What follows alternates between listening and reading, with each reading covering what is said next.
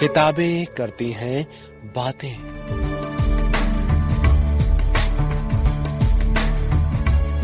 आवाज की तरंगों पर मेहनतकश जनता का साहित्य।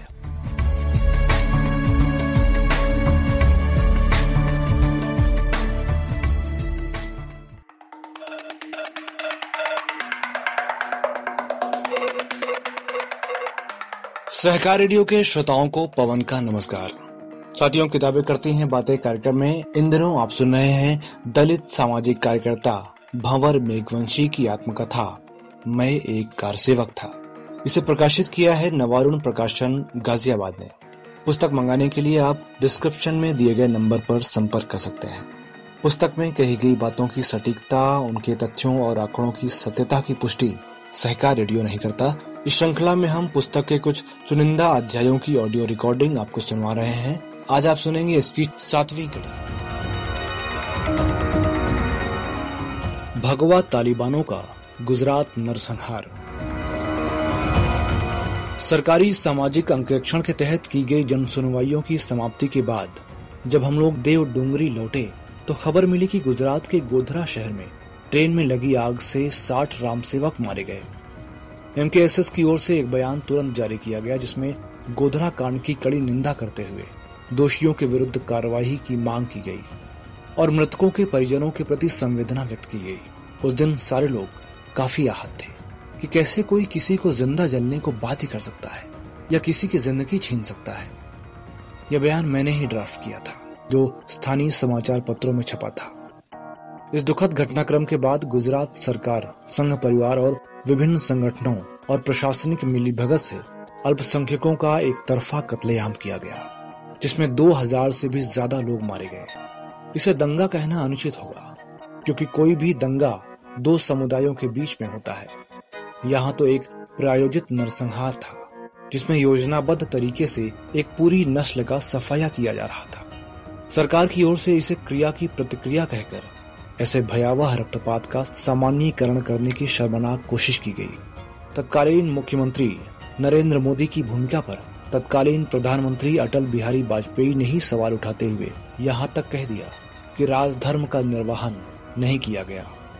राजधर्म निभाया भी कैसे जाता जबकि एक ही धर्म के लोगों को राज ने पूरी छूट दी हुई हो कि वो अपने गुस्से को जैसे भी चाहे प्रकटीकरण करें। सरकार के आला हुक्मरानों से लेकर नीचे के पार्टी कैडर तक ने इस हिंसा में अपना योगदान दिया।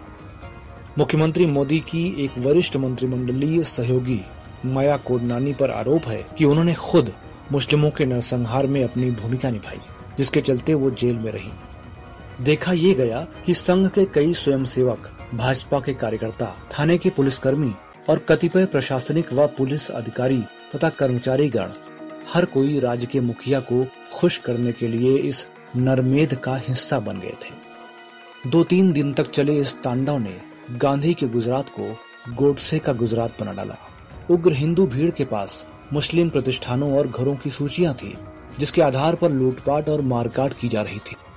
अहमदाबाद की गुलबर्ग सोसाइटी में कांग्रेस के पूर्व सांसद एहसान जाफरी को हिंदू आतंकवादियों की भीड़ ने निर्ममता पूर्वक काट डाला और फिर सरेआम जला दिया, जबकि उन्होंने सुरक्षा के लिए तत्कालीन मुख्यमंत्री नरेंद्र मोदी से गुहार लगाई थी, लेकिन मदद नहीं मिल पाई। बताया जाता है कि पुलिस कमिश्नर स्वयं आकर जाफरी से मिले और निश्चिंत रहने के लिए कहा। बाद में उनके जाते ही भीड़ ने जाफरी के घर पर धावा बोल दिया। थानों पर भगवा तालिबानों ने कब्जा कर लिया था। जहां कहीं से भी सुरक्षा के लिए थानों में फोन गए वहां सुरक्षा नहीं, मौत पहुंचा दी गई। नरोड़ा पाटिया से लेकर गुजरात के छोटे से छोटे इलाकों तक में मस्जिदों और मजारों को या तो तोड़ दिया गया अथवा जलाकर खाक कर दिया गया। मुस्लिम बस्तियों पर भगवा आतंकियों ने पेट्रोल बम फेंके, गैस के बाटले यानी सिलेंडर फोड़े, निर्दोष और बेगुनाह मासूमों को तलवारों से काट डाला, चाकू घोंपे गए या जिंदा ही सामूहिक रूप से जलाकर राख कर दिया गया। एक जगह तो कुएं में धकेल कर उसे मिट्टी से भर दिया गया। औरतों के साथ दक्षिणपंथी संगठनों के चरित्रवान, अनुशासित और संस्कारित देशभक्त गुंडों ने सामूहिक बलात्कार किए।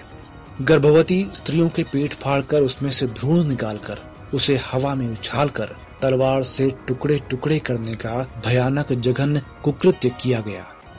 पूरा देश इन राष्ट्रभक्तों के कृत्यों पर शर्मिंदा हो गया। देश की बुनियाद हिल गई। लोगों को हिटलर याद हो आया। लोगों ने इतिहास के सबसे क्रूर और आतताई शासकों को याद किया। मैं कंसर्न सिटीजन ट्रिब्यूनल द्वारा की गई सुनवाई के दौरान कई दिन तक गुजरात के विभिन्न इलाकों में रहा। पीड़ितों से मिला। शाह आलम रिलीफ कैंप से लेकर राम रहीम नगर तक गया। कई लोगों से बात की। दलित, मुस्लिम, आदिवासी और सवर्ण हिंदू लोगों से मिलकर वहां की भयानक हालात को समझने का प्रयास किया। सर्वाधिक दयनीय हालत गुजराती मुस्लिमों की थी। इस नरसंहार में दलित एवं आदिवासियों का बड़े पैमाने पर दुरुपयोग किया गया। लूटपाट और मारपीट के दौरान मची अफरा तफरी के दरमियान पुलिस गोली के शिकार होने वाले इन्हीं वर्गों के लोग थे। मतलब उन ताकतों का खेल सफल रहा था जो दलित, आदिवासी और मुस्लिम को आपस में लड़ मरते हुए देखना चाहती थी। इस जनसंहार में हजारों की तादाद में मुसलमान मारे गए और पुलिस की गोली से सैकड़ों दलित आदिवासी भी मर गए। जिन्होंने लड़ाया था वे सुरक्षित ही बने रहे। आज भी देश भर में इन्हीं वर्गों को परस्पर लड़ाया भिड़ाया जाता है। इनकी दुर्दशा एक सी है। बस्तियां एक दूसरे से सटी हुई हैं। दोनों ही वर्ग संदेह के घेरे में रहते हैं। एक की क्षमता पर अविश्वास है तो दूसरे की वतन परस्ती संदेह की सूली पर टंगी हुई है। दोनों दुखी हैं, महादुखी हैं, लेकिन धर्म के ठेकेदार दोनों तरफ के गरीबों को आमने सामने खड़े करते, मरवाते कटवाते रहते हैं। आजकल दलित अपने आप को कट्टर हिंदू साबित करने के लिए दंगे फसाद में सबसे आगे रहते हैं। इन्हें कौन समझाए कि ये जो धार्मिक अल्पसंख्यक हैं, उनका 80% हिस्सा तुम्हारे ही वर्ग से गया है। समानता की खोज में जो लोग धर्मांतरित हो गए हैं वे दलितों के रक्त संबंधी ही हैं, मगर अपने ही खून के रिश्तों का खून करने पर उतारू इन भ्रमित लोगों को कौन समझाए कि तुम्हें आपस में लड़वा कर मजा कोई और ही ले रहा है। नहीं तो आज तक हुए फसादात में विहिप, बजरंग दल और संघ के बड़े नेता क्यों शहीद नहीं हुए? राम मंदिर हेतु अयोध्या में भी मरने वालों में दलित पिछड़े ही सबसे अधिक क्यों थे? संघ परिवार के संगठनों में पदाधिकारी बनकर नाम कमाने में तो सवर्ण हिंदू सबसे आगे होते हैं, लेकिन लड़ने भिड़ने और मरने के वक्त में दलित और पिछड़े आग में धकेल दिए जाते हैं। सेठ जी दुकानों पर आराम फरमाते हैं और पंडित जी मंदिरों में अलौकिक ज्ञान बघाड़ते रहते हैं। मरने के लिए दलितों, पिछड़ों, आदिवासियों को ही धकेला जाता है। इतनी छोटी सी बात भी अगर दलित, आदिवासी और पिछड़े नहीं समझते हैं तो उनसे बड़े बेवकूफ कहाँ मिलेंगे आपको। खैर, गुजरात से लौटकर डायमंड इंडिया का संपादकीय लिखा मैंने। तालिबानी हिंदुओं सुनो जरा। ये अंक गोधरा से लेकर पूरे गुजरात की कत्लोगारत पर केंद्रित था। मैंने वहां के शासक से पूछा कि उनकी छत्रछाया में उनकी विचारधारा के लोगों ने जो किया वैसा तो कभी भी किसी ने नहीं किया होगा। मैंने उन्हें कहा, कंस ये जानता था कि उसकी बहन देवकी की 8वीं औलाद उसका वध करेगी, फिर भी उसने देवकी का गर्भ नहीं फाड़ा। लेकिन रात दिन बड़े ही प्रेम से जय श्री कृष्णा कहने वालों ने गुजरात में जो किया वो तो कंस से भी गया बीता काम था। निर्दोष मासूमों को जिंदा आग में भून देना और निरपराध महिलाओं से भीड़ के सामने सरेआम चौराहों पर बलात्कार करना, क्या यही उनका हिंदुत्व है? मैंने इस संपादकीय में स्पष्ट रूप से लिखा कि वैसे तो किसी भी दौर में हिंदू सहिष्णु, समतावादी और अहिंसा को मानने वाले नहीं रहे हैं। विशेषकर वो दलितों और शूद्रों के प्रति तो कभी भी अच्छे नहीं रहे। जो भी दलित हैं वे बम विस्फोट करने वाले आतंकी तालिबानों से उतने नहीं घबराते जितना सवर्ण जातिवादी हिंदुओं के दुर्व्यवहार से आतंकित रहते हैं। शंबूक ऋषि का गला काटे जाने तथा मेधावी छात्र एकलव्य से धोखे में दक्षिणा के नाम पर अंगूठा कटवा कर ले लेने से लेकर विभिन्न देवताओं द्वारा अलग अलग मौकों पर स्त्रियों से बलात्कार किए जाने के पौराणिक आख्यान हिंदू समाज के अंदर सदियों से मौजूद तालिबानी तत्वों की ओर ही तो इशारा करते हैं। अब उन्हीं के नक्शे कदम पर चल पड़े हैं ये सूरमा भी।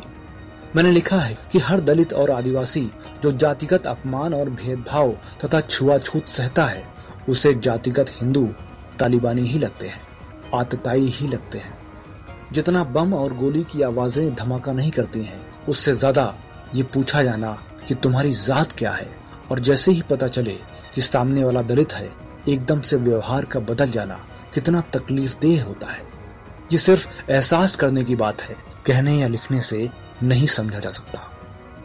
तालिबानी हिंदू की संज्ञा से संघी भयंकर नाराज हो गए। मुझे सबक सिखाने की और ठीक कर देने की धमकियां मिलनी शुरू हो गई। माफी मांगने के लिए कहा गया। मैंने माफी मांगने से इनकार कर दिया। अब तो स्थितियां और बिगड़ गईं। भीलवाड़ा में स्थित ऑफिस को खाली करवा दिया गया। सरकारी सेवारत साथियों ने इस बार पूरी तरह से किनारा कर लिया। डायमंड इंडिया का छपना और वितरण होना ही मुश्किल हो गया। एक तरह से इस अंक के साथ ही डायमंड इंडिया बंद होने के कगार पर पहुंच गई। मेरे साथियों को लगता था कि मैं पत्रिका चलाने से ज्यादा पंगा लेने में विश्वास करता हूँ, वरना क्या जरूरत है गुजरात में हुए कांड के लिए यहाँ अंक निकालने की। उन्हें भी लगता था कि मुझे माफी मांगनी चाहिए। मैं हार मानने और माफी मांगने के बारे में तो सोच भी नहीं सकता था। मुझे कभी झुकने के संस्कार मिले ही नहीं थे। मेरे माँ बाप ने कभी भी अन्याय सहने की शिक्षा दी ही नहीं, तो मैं कैसे माफी मांगता। मैंने मिट जाना मंजूर किया, पर झुक जाना नहीं।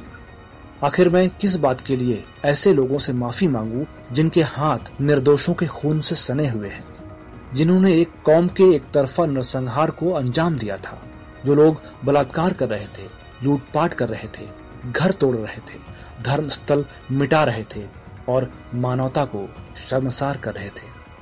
अमानवीय कृत्य वे करें और माफी मैं मांगू, ये कैसे हो सकता था। मैंने बिना डरे दोगले, पाखंडी और जातीय सांप्रदायिक तत्वों से माफी मांगने से साफ इनकार कर दिया। कई लोग मानते हैं कि मैं आरएसएस जैसे राष्ट्रवादी और देशभक्त संगठन पर बेवजह आरोप लगा रहा हूँ, जबकि संघ तो बहुत ही अच्छा संगठन है जो कभी भी किसी को नफरत करना नहीं सिखाता है, न ही वो किसी प्रकार की हिंसक गतिविधियों में लिप्त होता है। संघ की शाखा में कभी भी किसी और धर्म के खिलाफ कुछ भी नहीं सिखाया जाता है। ये संघ के अंध समर्थक होते हैं अथवा दलित मुस्लिम विरोधी तत्व, जिन्हें संघ में कोई खोट नजर नहीं आता है। मगर मैं अपने अनुभव के आधार पर कह सकता हूँ कि संघ न केवल दूसरों के प्रति हेय दृष्टिकोण निर्मित करता है, बल्कि हिंसक अस्त्र शस्त्र का प्रशिक्षण भी देता है। ये अलहदा बात है कि ये सब रोज सबके सामने लगाई जाने वाली शाखाओं में नहीं किया जाता है, बल्कि अन्य स्थानों एवं अन्य अवसरों पर होता है। शाखाओं में सरेआम लाठी चलाना सिखाने से लेकर ओटीसी यानी ऑफिसर्स ट्रेनिंग कैंप के प्रथम, द्वितीय और तृतीय वर्ष के सत्रों में लाठी, चाकू, छुरे, तलवार और पिस्तौल चलाने का प्रशिक्षण आत्मरक्षा के नाम पर दिया जाता है। जो स्वयंसेवक प्रथम, द्वितीय और तृतीय वर्ष कर चुके हैं, उनसे प्राप्त जानकारी इसकी तस्दीक करती है। इतना ही नहीं, बल्कि अयोध्या में कार सेवा के पहले लाल बाबा प्रेमदास जी महाराज के भीलवाड़ा के रिको एरिया फेज 3 में स्थित आश्रम के पिछवाड़े में बोतल बम, सुतली बम और पेट्रोल बम बनाने के प्रयोग हमें भी सिखाए गए थे, ताकि दंगे होने की स्थिति में इनका उपयोग किया जा सके। संघ खुद भी एक अर्धसैनिक संगठन है जो हिंदुओं के शस्त्रीकरण और सैनिकीकरण का समर्थन करता है। आरएसएस से जुड़े लोगों द्वारा देश भर में की गई हिंसक कार्रवाइयों के प्रमाण अब सरकार के पास मौजूद हैं। अभिनव भारत बनाकर बम विस्फोट करने वाले स्वयंसेवकों को देश अभी भूला नहीं है, शायद भूल भी नहीं पाएगा। गुजरात में कंसर्न सिटीजन ट्रिब्यूनल के panel member justice Suresh, justice Sawant, सामाजिक कार्यकर्ता अरुणा रॉय तथा तीस्ता सीतलवाड़ के समक्ष हुए पीड़ितों के बयानों ने मेरे आक्रोश को और भी बढ़ा दिया कि कोई भी हिंदू इतना हैवान कैसे हो सकता है। कैसे कोई शासक नीरों की भांति जलता हुआ प्रदेश देखकर भी शांति से कुर्सी पर बैठा रह सकता है। मगर गुजरात में यह सब हुआ। एक पूर्व नियोजित कौमी सफाया किया गया और उसके बाद सबूतों और गवाहों की सफाई की गई। फिर नरमेघ के जख्मों पर विकास की मरहम पट्टी की गई। फलस्वरूप एक वाइब्रेंट सूबा उभर कर सामने आया। तमाम सारे पूंजीवाद के प्रतीकों ने अपने अपने लालच की फसल गुजरात में बोई, जिसे हाल ही में पूरे देश ने काटा है। भाड़े के सोशल मीडिया और कॉर्पोरेट जगत के गुलाम प्रिंट और इलेक्ट्रॉनिक मीडिया के जरिए नरसंहार के सूत्रधार देश के कर्णधार बन बैठे हैं। रक्त सने हाथ लाल किले के प्राचीरों से अब हमें पुकारा करेंगे और मौत के सौदागर कहे गए लोग अब हमारा भविष्य बनकर शांति, समन्वय, सहअस्तित्व और भाईचारे की बातें करेंगे। कलयुगी महानायक गांधीनगर से प्रस्थान करके लुटियन के टीले पर पधार चुके हैं। अब देश को गुजरात बनने से कौन रोक सकता है? रणभेरियां बज चुकी हैं, वक्त निर्मम है, लेकिन चुपचाप प्रतीक्षा कर दें या तटस्थ रहने से काम चलने वाला नहीं है। यही तो वक्त है हमारे विचार और व्यवहार की परीक्षा का, जिसमें हमें खरा उतरना होगा, अन्यथा इतिहास हमें और हमारी बौद्धिकता को भी अपराध की श्रेणी में डालेगा। तो श्रोताओं, सहकार रेडियो पर अभी आप सुन रहे थे दलित सामाजिक कार्यकर्ता भंवर मेघवंशी की आत्मकथा मैं एक कार सेवक था। हम आपको इस पुस्तक के कुछ चुनिंदा अध्यायों की ऑडियो रिकॉर्डिंग सुनवा रहे हैं। आज आपने सुनी इसकी 7वीं कड़ी। इस अध्याय का शीर्षक था भगवा तालिबानों का गुजरात नरसंहार। तो इस श्रृंखला की अगली कड़ी के साथ आपसे फिर मुलाकात होगी। तब तक के लिए दीजिए विदा मुझे यानी पवन को। नमस्कार।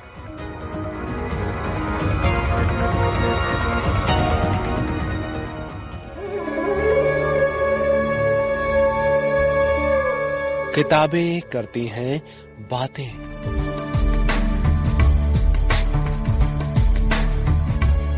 आवाज की तरंगों पर मेहनतकश जनता का साहित्य।